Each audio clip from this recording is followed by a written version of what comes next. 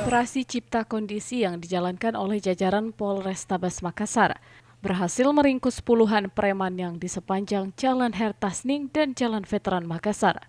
Operasi yang dilakukan oleh unit Sabara Polrestabes Makassar menjaring sebagian besar pemuda usia produktif yang tubuhnya penuh dengan tato dan pecandu lemfox.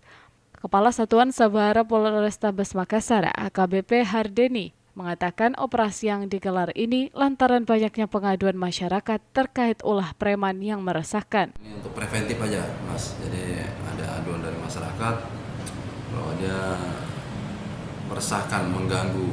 Jadi kita tertibkan, kita bawa di kantor. Ya. Soal yang ada yang membawa lem nanti kita serahkan ke Polrestabes. Ya.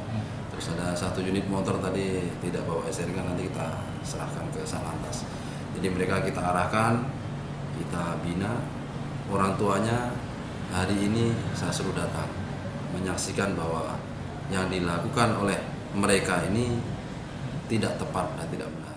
Selanjutnya, para pemuda yang diamankan tersebut akan dilakukan pendataan, kemudian diserahkan langsung ke orang tua masing-masing.